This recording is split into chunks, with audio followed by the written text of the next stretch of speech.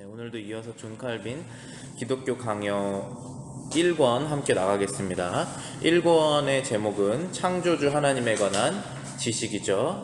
하나님에 대한 지식을 하나님께서 사람들에게 어떻게 나타내시는지에 관해서 나가고 있습니다. 지금 저희가 5장에 와 있는데요. 5장의 제목은 하나님에 관한 지식은 천지창조와 지속적인 통치에 의해 빛을 낸다 였습니다. 하나님에 관한 지식은 천지창조, 이 세상을 창조하신 그 모든 것 안에 하나님에 대한 지식이 빛을 드러내고 있고, 그리고 하나님께서 지속적으로 이 세상을 통치하시는 것, 사람을 통치하시는 것을 통해서 하나님에 대한 지식이 빛을 내고 있다라는 것이었습니다. 그래서 저희가 5장의 첫 번째 시간 지난주에 다뤘던 내용이 이 세상에 있는 하나님께서 만드신 이 세상 만물이 다 하나님에 대한 지식을 우리에게 알려주고 있는데, 특별히 천체, 하늘, 우주를 바라봤을 때 그 하나님의 영광이 더욱더 밝히 드러난다라는 내용을 저희들이 다뤘습니다. 그리고 오늘은 사람이 참 신비한 존재죠. 그 사람 안에서 하나님에 대한 지식을 발견할 수 있다, 그런 내용을 저희가 다뤄볼 것입니다. 그 2번 보시면은 하나님의 지혜는 모든 사람들이 볼 수 있도록 제시되어 있다라고 되어 있죠. 거기에 이제 작은 1번 보시면 이렇게 써 있습니다. 존 칼빈이 이렇게 말합니다. 우수하면서도 분명하고 질서정연한 천체의 변화가 하나님의 솜씨를 드러내기 때문에 오로지 육안의 도움으로만 가르침을 받은 평범하고 배우지 못한 사람일지라도 하나님의 뛰어난 솜씨를 감지할 수 있다. 지난주에 저희들이 다뤘던 내용을 요약했다라고 보시면 됩니다. 요 작은 1번이. 그러니까 천체라는 것은 별들이죠. 지구가 있고, 그 다음에 지구 옆에 달이 있고, 그 다음에 지구는 태양을 중심으로 돌고 있고, 그런 내용들이 있잖아요.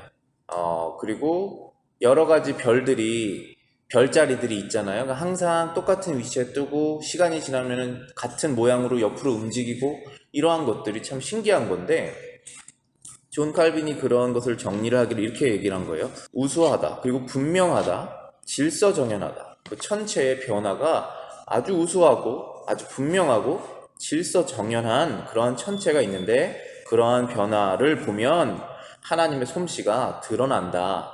그런데 그 솜씨가 너무나 분명하게 드러나고 있기 때문에 그 천문학을 배우지 않은 사람이라도 오로지 육안으로, 눈으로만 그냥 별들을 바라보는 그러한 사람들일지라도 하나님의 뛰어난 솜씨가 감지될 수 있다. 하나님의 솜씨가 너무나 뛰어나시기 때문에 누구든지 하늘을 바라보면 하나님의 솜씨를 알 수 있다. 즉, 반대로 말하면 하나님께서 누구든지 하나님이 어떠한 분이신지를 알 수 있도록 별들을 만드셨다라는 것이죠. 만약에 별들의 움직임이 랜덤이라면, 아무리 대단한 수학자라도 그것을 계산할 수 없다면 하나님은 예측 불가능한 분이시겠죠? 하나님의 법도 없을 것이고, 모든 것이 다 우연이고, 진짜 진화론자들이 말하는 것처럼 어떤 물질들을 공중에다 다 뿌려놨더니 몇십억 년이 지났더니 이 대단한 사람이 생겨났다. 이렇게까지밖에 해석을 할 수가 없게 되겠죠. 그런데 그것은 우리가 마음속 깊이 그것은 거짓이라는 걸 잘 알고 있어요. 그렇게 될 수가 없습니다. 질서정연한 것은 반드시 질서정연한 정신을 갖고 있는 사람이 만들어내야지 질서정연한 규칙이 생기죠. 그렇기 때문에 우수하면서 분명하면서 질서정연한 천체 변화는 하나님의 솜씨를 충분히 드러낸다라고 요약을 하고 있는 것입니다. 그리고 오늘부터 저희들이 다룰 내용은 인체 구조입니다. 2번에 보시면은 존 칼빈이 하나님에 대한 지식은 사람 안에 있다라는 내용을 얘기하기 시작합니다. 인체 구조에 있어서도 마찬가지다. 신체의 각 부분의 관절, 균형, 아름다움, 효용 등을 정확히 조사하기 위해서는 갈레노스의 해부학적 기술 같은 예리함이 있어야 한다. 갈레노스라는 사람을 제가 찾아보니까 클라우디우스 갈레노스라는 사람인데 지금으로부터 거의 한 1900년, 1800년 전에 로마 제국 당시에 고대 그리스 의학자, 철학자이었더라고요.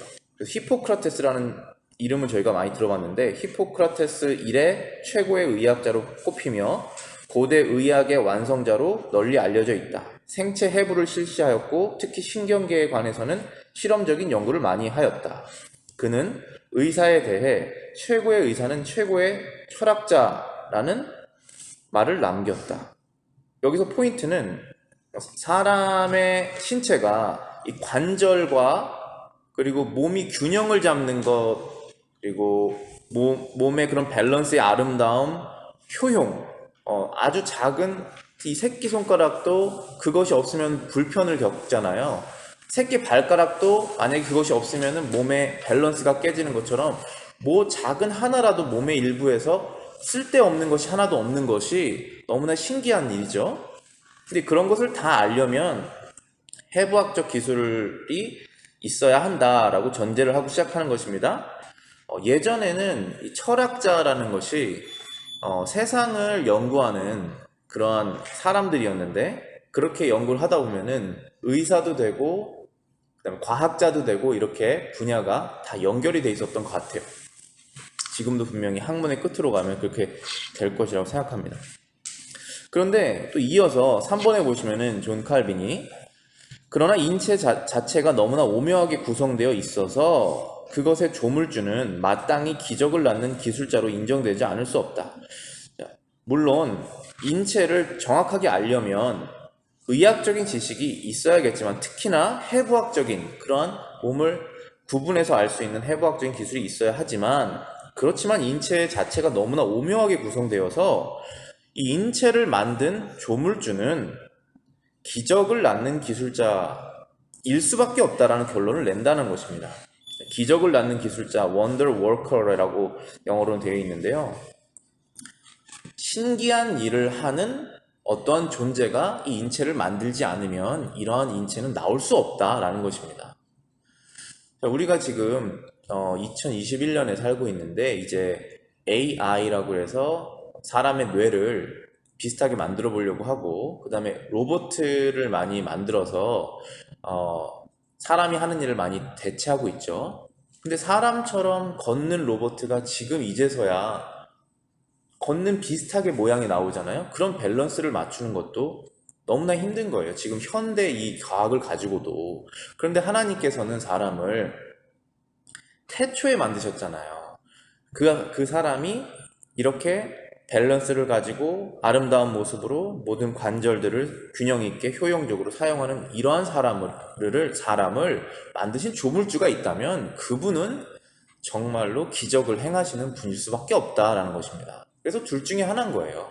이게 랜덤으로 정말 기적적으로 우연히 탄생했거나 아니면은 정말로 정교한 질서정연한 지혜로운 능력 있는 분이 만드셨거나 그것입니다. 근데 그것을 인정하고 싶지 않아서 여러 가지 가설들을 만들어내는 것이죠, 사람들이. 그러나 사람들은 마음속 깊이 이 사람의 모습을 보아도 조물주라는 분은 오묘하신 분이라는 것을 알 수 있다는 내용입니다. 그 다음 3번으로 가보시겠습니다. 인간은 신적 지혜를 가장 잘 입증하는 존재이다. 하나님께서 어떠한 신적인 지혜를 갖고 계신지를 이 천지 만물 중에 하늘이 잘 드러낸다고 말하는데 사람이 또 그것을 잘 드러내는 존재다라는 것입니다. 1번 보시겠습니다. 작은 1번. 그러므로 오래전에 어떤 철학자들은 인간을 하나의 소우주라고 적절히 말했는데 그것은 인간이 하나님의 권능, 자비, 지혜를 설명해주는 보기 드문 표본이기 때문이다. 그 전까지는 우주가 하나님의 지혜를 잘 드러내는 것이라고 그랬는데 지금은 사람이 소우주라는 것입니다. 그런 것을 옛날 철학자들이 말했다는 것이에요. 왜냐하면 거기에는 하나님의 능력, 하나님의 자비로우심, 하나님의 지혜를 설명해 주고 있기 때문이다. 존 칼빈이 인용한 이 철학자들은 아리스토텔레스라는 사람이 있죠. 철학자 중에 BC 384년부터 322년 고대 그리스 철학자로 플라톤의 제자이며 알렉산더 대왕의 스승이었다. 물리학, 형이상학, 시, 생물학, 동물학, 논리학, 수사, 정치, 윤리학, 도덕 등 다양한 주제로 책을 저술하였다. 여기에서도 나오는데 의학과 윤리학이 이어지지 않느냐? 반드시 이어지게 되어 있습니다. 수학과 도덕이 이어지지 않느냐? 반드시 이어지게 되어 있습니다. 왜냐하면 왜 이렇게 만들어져 있느냐라는 것입니다. 사람을 공부하면은 의학을 공부해야 되는데 그럼 사람이 왜 이렇게 만들어져 있을까? 그 왜라는 부분을 마지막에는 공부하게 되어 있거든요. 그러면은 거기에는 반드시 하나님의 능력과 은혜와 지혜가 있다라는 것을 거부할 수가 없게 되는 거예요. 그렇기 때문에 고대 철학자들은 지금보다도 그 지식인들이 양심적이었던 것 같아요. 그래서 점점 더 공부를 하다 보면은 그 조물주에게 좀 더 가까이 가게 되는 거죠. 지금 현상은 점점 더 공부를 할수록 조물주로부터 반대로 가는 탈지성의 세계라고 말을 하더라고요, 요즘에는. 그렇지만 예전에는 그렇지 않았습니다. 그래서 철학자들이 인간이 하나의 소우주다. 우주는 정말 광활한 건데 그 광활한 우주를 볼 것도 없이 사람 한 명만 봐도 그 사람이 우주다. 작은 우주다. 그 안에는 하나님의 자비, 권능, 지혜가 있다라고 말하고 있는 것입니다. 작은 2번입니다. 그러므로 바울은 소경이라도 하나님을 더듬어 찾아 발견할 수 있다고 말한 다음 이어서 하나님은 우리 각 사람에게서 멀리 떠나 계시지 않는다고 말했다. 사도행전 17장 27절입니다. 이는 사람으로 혹 하나님을 더듬어 grope for 찾아 seek 발견하게 find 하려 하심이로되 그는 우리 각 사람에게서 멀리 계시지 아니하도다. 하나님께서 사람들이 이 더듬어 찾아라는 것은 불이 꺼져 있는 상태에서 스위치를 찾아서 이렇게 찾는 나의 손길이 있잖아요. 그런 것처럼 사람들이 하나님을 찾을 수 있도록 해놓으셨다는 것이에요. 그래서 발견할 수 있도록 하나님은 멀리 계시지 않다라고 지금 사도 바울이 여기가 지금 사도행전 17장은 아테네예요. 아테네에서 철학자들에게 그리고 철학을 중요시하는 사람들에게 설명을 하고 있는 부분입니다. 그래서 그들에게 하나님은 너희가 지금 찾으려고 하는 그 철학의 주체가 하나님이신데 멀리 계시지 않는다라고 말하고 있는 것입니다. 의심할 바 없이 모든 사람은 하나님의 은총 안에서 삶의 활력을 느낀다. 4번입니다. 우리는 하나님을 이해하기 위하여 우리들 자신 밖으로 더 나아갈 필요가 없다.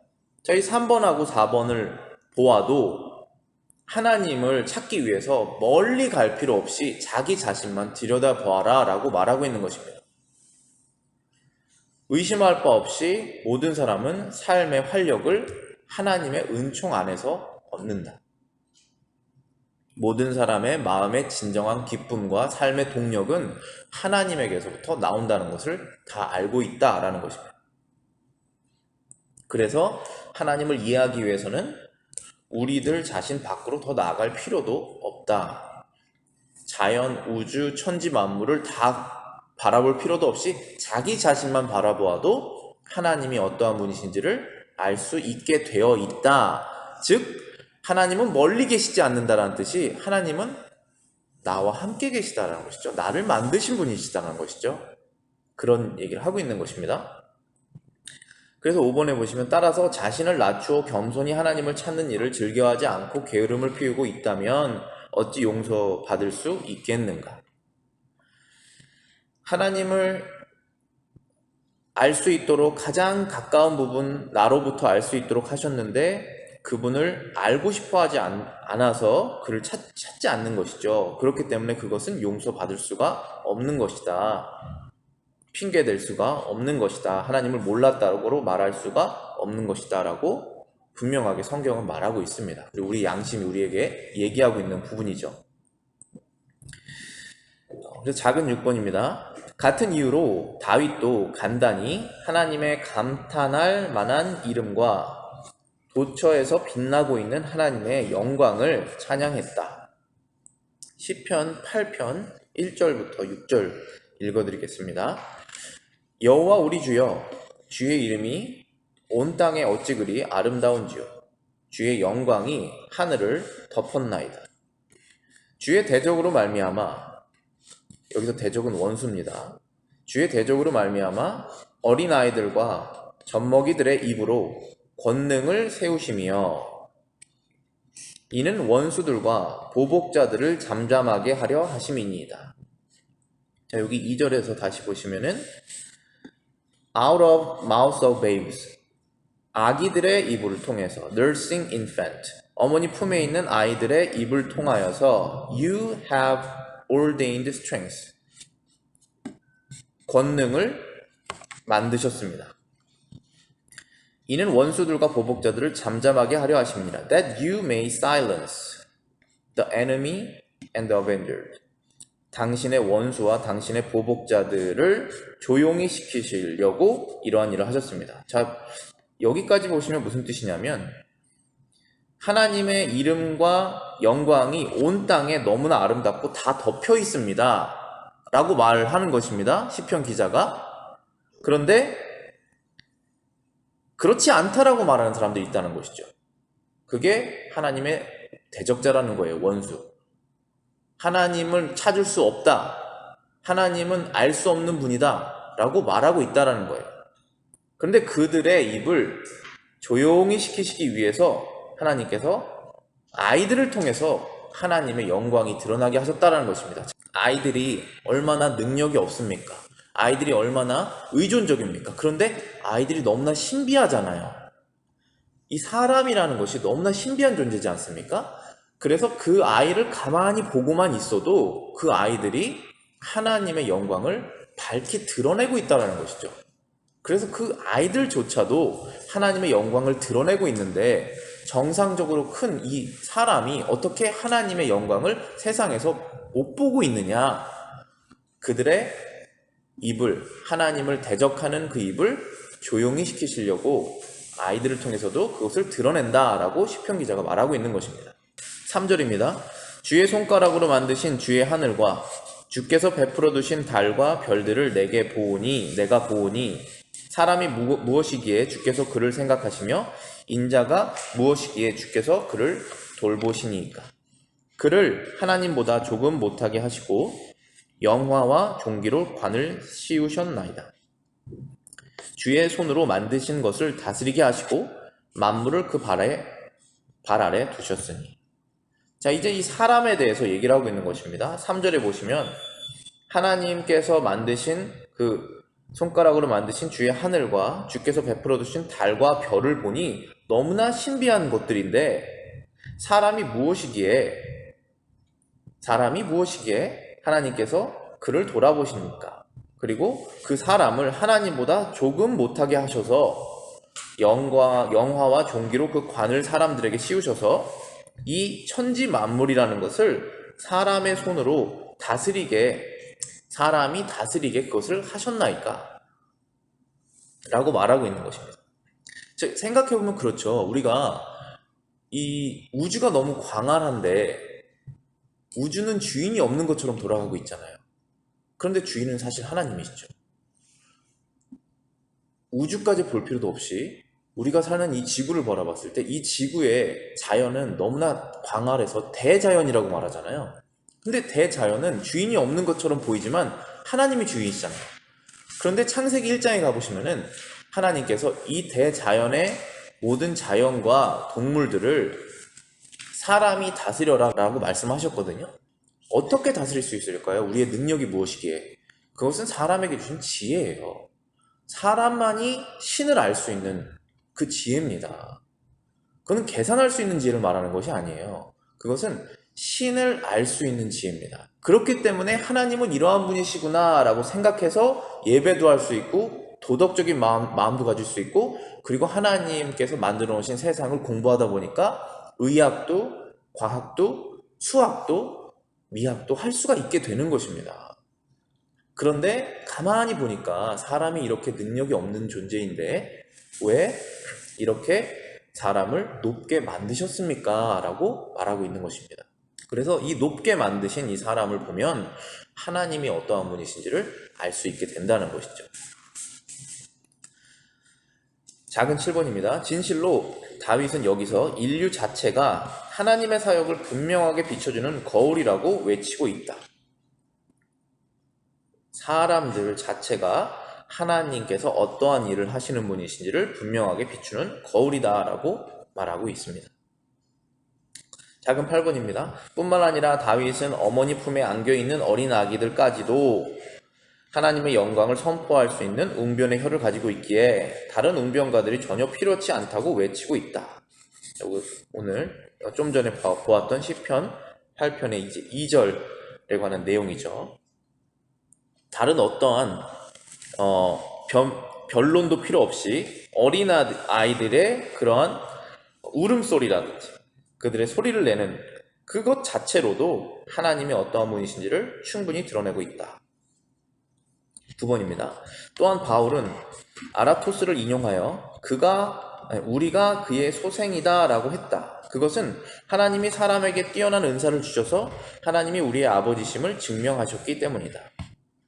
자, 이 부분은 사도행전 17장 좀 전에 읽었던 26절 다음에 이제 27절입니다. 우리가 그를 힘입어 살며 기동하며 존재하느니라. 너희 시인 중에 어떠한 사람들의 말과 같이 우리가 그의 소생이라. 사도 바울이 지금 그리스 아테네에 가서 아테네에 모여있는 광장에 모여있는 사람들에게 하나님에 대해서 설명을 하고 있는 것입니다. 네, 말씀드렸다시피 이 아테네라는 지역은 세상에서 가장 생각을 많이 하는 사람들이 다 모여있는 곳이에요. 그래서 사람은 무엇인지, 사람은 왜 태어나는지, 사람은 왜 죽는지, 사람은 왜 일을 해야 되는지, 사람은 왜 이것을 해야 되고 왜 이것을 하지 말아야 되는지 그것을 논의하고 있는 그런 장소인데 사도 바울이 가서 그들이 모두 알고 있는 그 시인의 시를 인용해서 지금 말을 한 거예요. 그래서 좀 신기한 부분이에요. 아라토스라는 사람을 찾아보니 이렇습니다. BC 270년경 왕성하게 활동했던 그리스 시인이다. 천문학자이다. 바울이 인용한 구절은 아라토스의 파노메나라는 시에 나온 구절이다. 근데 영어로는 phenomenon이라고 그러면 어떤 현상이라는 뜻이거든요. 세상에 일어나는 일들에 대해서 만약에 이 아라토스라는 사람이 썼다면 이 세상은 무엇이고 사람은 무엇이냐 했을 때 이 아라토스라는 시인과 이 천문학자가 뭐라고 말했냐면은 이랬다는 거예요. 우리가 그의 소생이라. 이 부분이 바로 그 인용한 부분입니다. 우리가 그의 소생이라. 영어로 보시면은 For we are also his offspring. offspring이란 자녀란 뜻이거든요. 우리는 그분의 자녀다. 창조주의 자녀다 라고 말하고 있는 것입니다. 그러면서 사도 바울이 하는 말이 우리가 그 하나님을 힘입어서 살며 기동하며 존재한다. 그러니까 살아있고 움직이고 그리고 태어난 존재가 태어난 것이 그분을 통해서 난 것이다. 이렇게 말을 하고 있는 것입니다. 모든 사람은 하나님에 의해서 태어났고 움직이고 살아있다. 그것은 너희들이 알고 있는 그 아라토스의 시에도 써있지 않느냐라고 말하는 것입니다. 그 시에 말하기를 우리가 그의 소생이다 라고 말했다는 것입니다. 그래서 이 마지막 10번을 보시면은 이렇게 말할 수 있습니다. 이와 같이 세속 시인들도 일반적인 감정에 따라서 즉 경험의 가르침에 따라서 하나님을 인간들의 아버지라고 부른다. 대부분의 사람들이 그때 당시에 이스라엘의 하나님을 모르는 상태였다면은 그때 당시에 철학자들이 열심히 연구하다 보면 하나님 근처에는 간다라는 것이에요. 물론 거기에서 죄를 회개하고 하나님께서 예비해 놓으신 메시아 그리스도를 믿어야 죄 문제가 해결이 되지만 근처에는 간다는 것이죠. 그래서 지금 생각해 보면은 예전이 더 양심적이었던 것 같아요. 모든 것이. 그러니까 이 인류가 인류는 긴 역사인데 한 명의 사람이라면은 그런 것 같습니다. 어렸을 때는 복음이 더 들어가기가 쉬운 것 같아요. 왜냐하면 마음이 아직은 부드러워요. 그래서 크리스찬 가정에 태어났다고 다 그리스도인들이 되는 건 아니죠. 그건 아니에요. 그렇지만 어렸을 때 말씀을 열심히 가르치는 이유는 거기에 있는 것이죠. 마음이 부드러울 때 잡아야 되니까. 근데 나중에 어른이 됐을 때는 그거 너무 바꾸기 어렵잖아요. 그런 것처럼 제가 이것을 존 칼빈이 쓴 기독교 강호를 생각하면서 철학자들을 많이 얘기했는데 지금부터 한 2000년 전, 뭐 1800년, 심지어는 2200년 전 사람들에 대한 내용인데 그때 당시에 살았던 사람들, 그때 당시에 지식인들은 열심히 연구를 뭔가를 하면서 하나님께로 가고 있었구나, 방향이. 그런 생각이 들더라고요. 그런데 지금은 마음이 딱딱한 세대 같아요. 뭔가 더 공부를 하면 할수록 더 하나님을 말하기가 진짜 어렵더라고요. 의학의 박사학위를 받았다든지 아니면 철학의 박사학위를 받았다든지 그런 열심히 공부한 사람들은 더 하나님을 인정하기가 어려운 학문의 세계로 들어가게 되더라고요. 그래서 지금은 대학교를 가서 대학이라는 게 고급 학문을 배우는 곳이잖아요. 대학교를 가서 기술을 배워야지 대학교를 가서 인문학이나 철학을 배우면 절대 안 되는 세대구나 라는 생각이 많이 들더라고요. 차라리 기술을 배워가지고 내가 먹고 살 수 있는 일을 배워가지고 오면은 대학에서 그거는 좋겠는데 만약에 무신론적인 사상이 팽배한 대학에서 그런 사상을 배워가지고 오면은 내가 먹고 사는 문제는 해결될지 몰라도 영원히 먹고 사는 문제가 해결이 안 돼 버리잖아요. 그거 참 위험하겠다 그런 생각도 들더라고요. 근데 우리가 옛날이 참 좋았어 이런 얘기들 어른들 많이 하시는데 지금 이 인류가 몇천 년인지는 알 수 없지만 예전에 더 좋았다 그런 생각이 많이 들더라고요. 그런 것처럼 사람이 양심적이고 마음이 부드러울 때는 모든 학문이든 모든 나의 시선을 돌리면 돌릴수록 거기에는 항상 하나님이 계시다는 거예요. 그리고 멀리 갈 필요도 없이 그냥 나 자신만 봐도 내가 지금 이렇게 움직이고 생활하고 존재하고 있는 것 자체가 하나님이 어떠한 분이신지를 가장 잘 드러내는 것이다 라고 말하고 있는 것입니다. 기도하고 마치겠습니다.